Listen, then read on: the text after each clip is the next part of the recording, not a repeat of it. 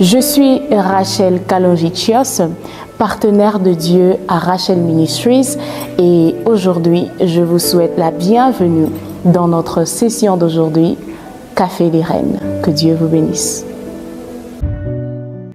Tu sais satisfaire celui qui te cherche, celui qui te cherche. Tu en es capable. Oh, tu sais réjouir ce cœur qui te cherche, celui qui te cherche, tu en es capable, tu en es capable, je le crois, tu en es capable. Chante avec moi. Tu en es capable, je le crois, tu en es capable. Maintenant que tu as compris, tu as réalisé que Dieu t'aime, sois honnête avec toi-même. Sois honnête avec toi-même et comprends que tu as besoin de guérir et de changer de mentalité. Maintenant que tu as réalisé que l'amour de Dieu est le fondement, le soubassement de tout, en étant honnête avec toi-même, tu comprends que tu dois renouveler ton intelligence. Pourquoi et comment? C'est ce que nous allons voir aujourd'hui. Avoir vécu beaucoup de choses, avoir vécu des difficultés, avoir grandi dans un certain environnement, avoir connu certaines réalités depuis l'enfance, c'est une chose qui fait que on a un système de pensée qui se construit en nous. On a une manière de voir les choses qui se construit, qui s'établit en nous, même de manière inconsciente. Tu vas vraiment remarquer avec moi qu'il y a des régions où lorsque tu arrives, tu as l'impression que tout le monde a une certaine mentalité. Tu as l'impression qu'il y a une certaine manière de faire que tout le monde trouve normale.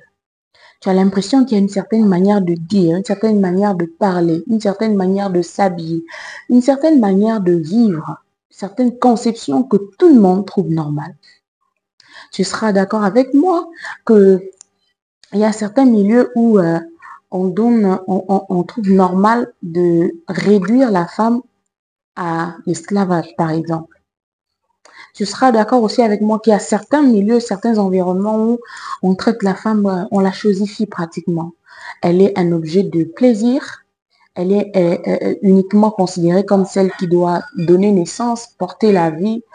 Et au-delà de ça, il n'y a rien d'intéressant que l'on trouve dans la femme. Il y a aussi certains milieux où lorsque tu arrives, on te dit, non, ici c'est impossible, non, on ne fait pas ça. Non, tu ne peux pas réussir honnêtement. Non, les mariages, c'est impossible d'être pur jusqu'au mariage, il faut goûter avant. Non, ici on ne réussit pas en étant honnête, il faut voler, il faut faire des magouilles. Non, tu sais, ta façon de faire là, ce n'est pas ça. Ou non, tu sais, non, ta façon de réfléchir, ce n'est pas ça. Ou non, tu sais, vos histoires là des prières, ça ne marche pas. Non, ici, non, non, non, nous on n'a pas vécu comme ça. Nous on a toujours fait les choses de cette façon. Non, les mariages, les bons mariages n'existent pas. Les maris qui sont bien éduqués, qui traitent bien leurs femmes, ça n'existe pas. Tous les hommes sont infidèles, toutes les femmes sont... Donc, tout le monde a cette façon de réfléchir. Il y a des environnements, lorsque tu y arrives, tu as même l'impression que dans notre marche avec Dieu, je vous ai dit qu'ici, c'est un espace de vulnérabilité et de transparence. On n'est pas ici pour s'impressionner, on est transparent.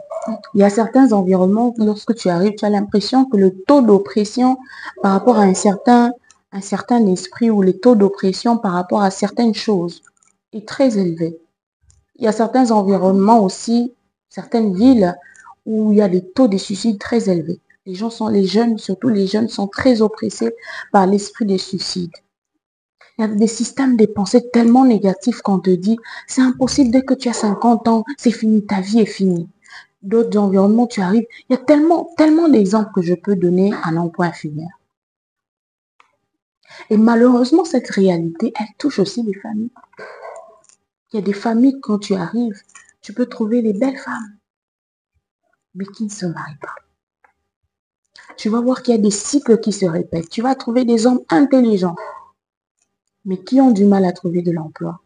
Tu peux trouver des personnes qui ont beaucoup de potentiel, mais qui ne percent pas. Tu peux trouver dans une famille, la même chose qui s'est passée avec la grand-mère se répète avec la fille, se répète avec la petite fille. Il y a des cycles, des systèmes de pensée qui sont transmis, que tu retrouves presque chez tout le monde, une manière de réfléchir. Et tu te poses la question, moi j'ai donné ma vie à Jésus. Pourquoi il y a certains cycles qui se répètent dans ma vie? J'ai l'impression qu'il y a certaines choses qui se répètent dans ma vie. Tu sais pourquoi? Eh bien, parce que tu es né de nouveau, bien sûr. Ton esprit est régénéré, mais il y a un travail à faire au niveau de ton âme. L'âme est le siège de la pensée. Et ce système de pensée qui s'est bâti en toi, comme la Bible appelle cela des forteresses, qui se sont bâties en toi au travers des choses que tu vois, au travers des choses que tu entends à longueur des journées. Tu es tellement dans un environnement de négativité où on ne parle que de cancer. Tu es tellement dans un environnement de négativité où on ne parle que de diabète. Et ça finit par devenir comme le système de pensée que tu trouves normal. Tu es dans un environnement où on dit que tous les hommes sont des chiens, passez-moi le terme, où on traite tous les hommes de pervers. Ça finit par devenir ton système de pensée que tu adoptes. Et ça t'étonne, tu es dans l'église, tu pries, tu sers peut-être à l'église, je voulais dire, mais tu as l'impression qu'il y a des choses, quand tu observes, il y a comme des cycles qui se répètent. Parce que tu as des choses à découvrir avec Dieu. Il y a des vérités que tu dois découvrir. Pour chaque domaine, la parole de Dieu est comme une pharmacie. Pour chaque domaine de ta vie, Dieu a une vérité à te révéler. Et ce sont ces vérités qui vont transformer ton âme. J'aime ce que la Bible dit dans Romains 12, versets 1 à 2. Il dit, je vous conjure, je vous exhorte donc les frères à offrir vos corps comme des sacrifices. Ce qui sera pour vous, de votre part, un culte agréable à Dieu. Mais au-delà de tout ça, il dit, ne vous conformez pas au siècle présent, mais soyez transformés par le renouvellement de l'intelligence afin que vous discerniez quelle est la volonté de Dieu. Le premier pas, tu l'as fait, tu as accepté Christ. La suite, c'est que tu dois exposer ton âme à la parole de Dieu. L'âme qui est le siège des émotions, l'âme qui est le siège du système de pensée, l'âme qui est le siège de l'intelligence. C'est ton âme qui doit être renouvelée. Ton âme doit être renouvelée. C'est en t'exposant à la vérité de la parole de Dieu que tu vas développer maintenant et adopter la pensée de Christ. J'aime ce que Paul dit dans l'un de ses épîtres. Il dit, nous avons la pensée de Christ. C'est-à-dire que tu dois arriver à un point où, lorsque tout le monde dit que c'est rouge, tu réfléchis en fonction des standards du royaume. Tu dis que c'est vert. Nous sommes dans un monde qui nous entoure, dans un monde malsain, malheureusement. Et nous trouvons certaines choses. Mais nous ne sommes pas appelés à vivre en fonction des choses qui nous entourent, en fonction des réalités qui nous entourent. La réalité n'est pas la vérité. Nous sommes régis par la vérité de la parole de Dieu. On te dit que dans ta famille, tout le monde meurt avant 50 ans. Ça, c'est la réalité. C'est le système que toi, tu as trouvé. Mais toi, étant né de nouveau, tu es régi par la vérité. Et que dit la vérité? La vérité dit, puisqu'il m'aime, je le protégerai. Et plus bas, la Bible dit que je le rassasierai de longs jours et je lui ferai voir mon salut. Que dit la vérité par rapport à tes études? On dit que chez toi, c'est impossible de percer dans les études. On dit qu'ici, les femmes sont inutiles. On dit qu'ici, les femmes sont inutiles.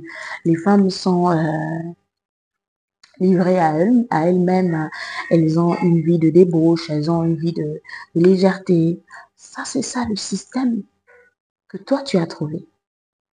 Mais que dit la vérité de la parole de Dieu au sujet des femmes de ta famille? J'aime ce que la Bible dit, que toutes les familles de la terre tirent leur nom de toi. Nous tirons notre subsistance. Nos familles sont le projet de Dieu. Dieu a un projet, un plan pour chaque famille. Il y a un nom que Dieu reconnaît appartenir à ta famille. Il y a un nom dont Dieu appelle ta famille. Mais cela ne peut se manifester que lorsqu'on devient en alignement, en accord avec Dieu, par notre façon de réfléchir, par notre système de pensée. Comment est-ce que tu vois ton avenir? Est-ce que tu te vois comme une fille maudite parce que l'oncle a dit? Est-ce que tu te vois comme une fille, une femme maladive? Il y a une réalité, il y a une réalité spirituelle basée sur la vérité, au-delà de tout ce que tu as toujours vécu. Ce que tu as vu depuis ton enfance, ce n'est pas tout. Ce que tu as accepté par impuissance, parce que tu te dis, je n'y peux rien. J'ai trouvé les choses comme ça, les cousines, les oncles, tout le monde vit ça. Bon, qui suis-je moi? Comment est-ce que je peux m'en sortir? J'accepte, c'est comme ça que ça se passe. Il y a une réalité au-delà de ça. Il y a une vérité écrite, quelque part, qui te demande à toi de découvrir, de creuser. Jésus a dit à ses disciples, lorsque le consolateur sera venu, il vous rappellera tout ce que je vous ai dit. Nous avons un consolateur, nous avons un enseignant, nous avons reçu l'Esprit qui est là pour nous aider dans nos faiblesses. Il est là pour t'éclairer. Abandonne-toi et dis, Père, tu as des choses à m'enseigner. Père, tu as des choses à me révéler. C'est vrai que j'ai trouvé dans ma famille la dépression attaque tout le monde. J'ai trouvé dans ma famille l'anxiété, les crises de panique, les maladies cancérigènes, les cardiopathies, problèmes de tension, certains troubles neurologiques.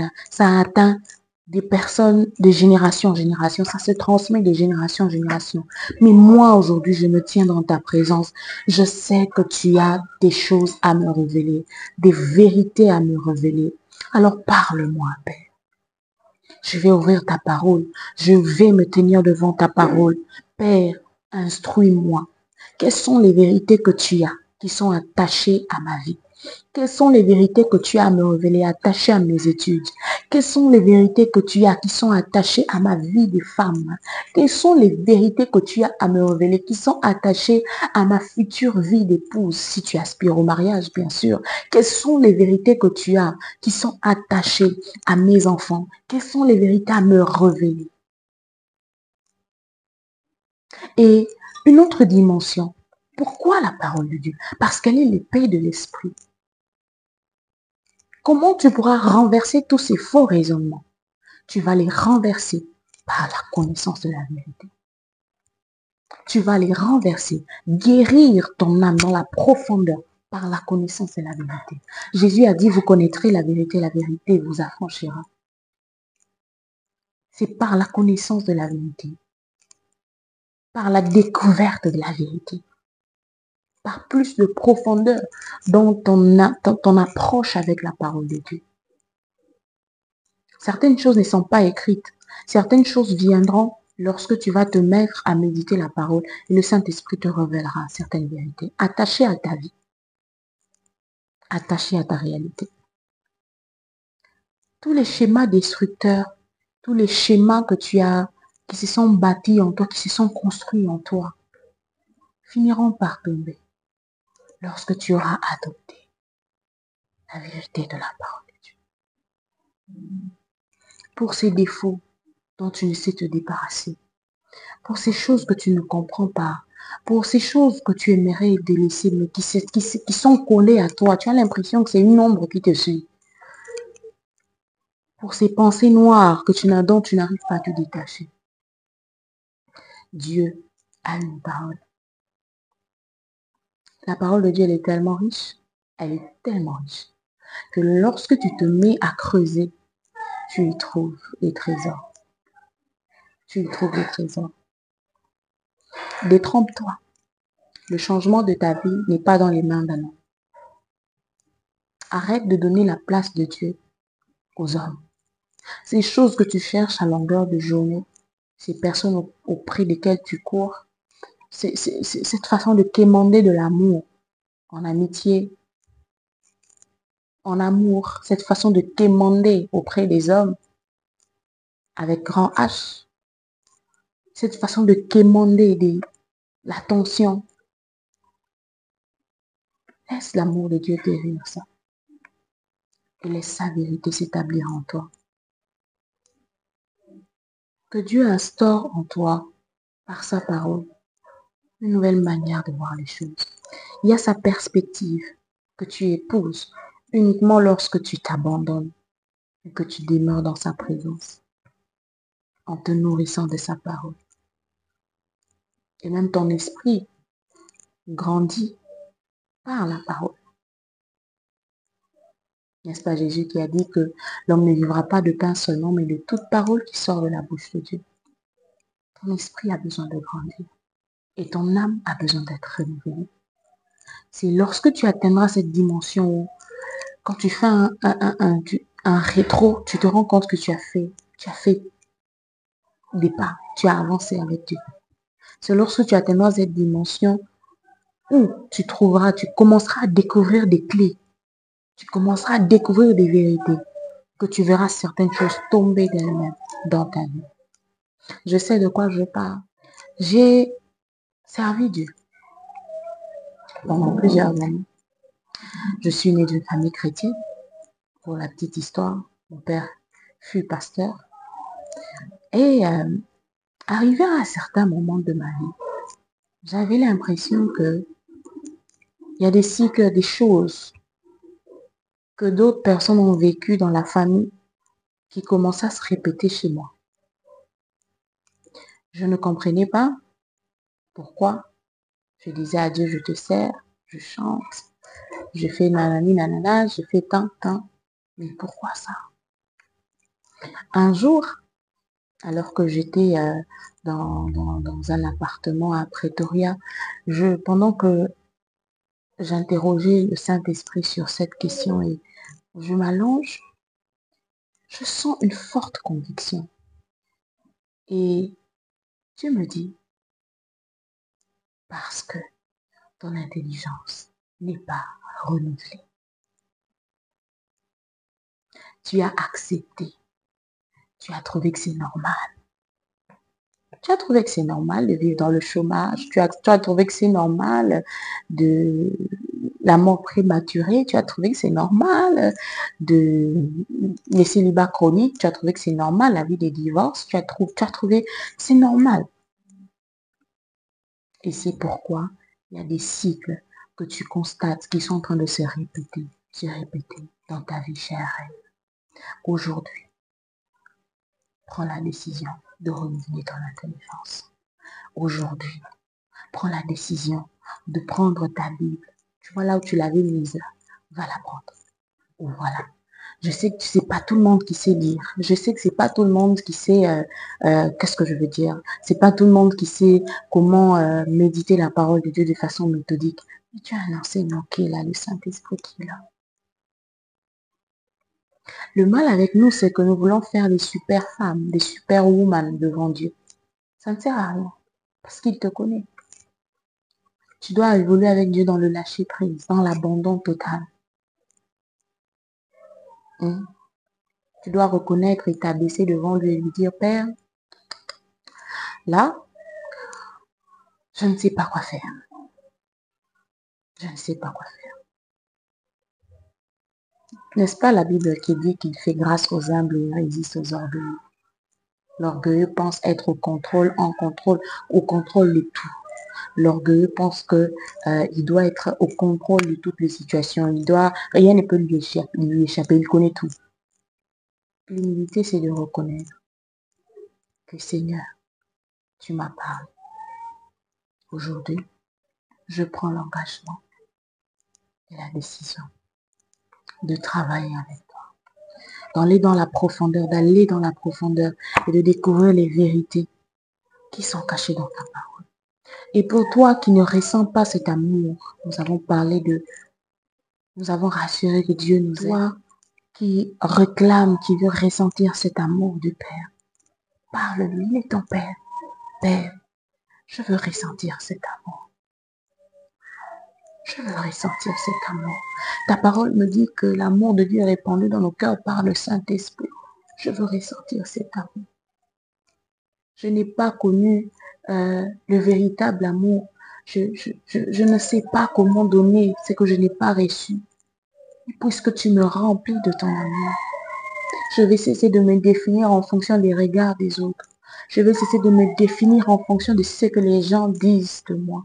Je vais cesser de me définir en fonction de ce que la famille a dit. Je vais cesser de me définir en fonction de ce que les oncles, les tantes ont dit. Je vais cesser de me définir en fonction des systèmes de vie que j'ai trouvés dans la famille. Je veux me définir en fonction de ce que toi tu dis de moi, en fonction de ce que toi tu vois en moi. Je veux me voir tel que tu me vois. Je veux parler tel que tu parles. Je veux parler de ma vie, me parler à moi-même tel que toi tu veux que je parle. Je veux accepter ce que tu as dit de moi. Je ne veux pas seulement le découvrir, mais je veux l'accepter, l'adopter. Que désormais mon système de pensée soit en alignement avec toi à cause de la vérité qui est révélée par ton esprit. Puisque Christ m'a racheté, je refuse de vivre et de marcher selon le train de ce monde. Je veux vivre selon les standards du royaume.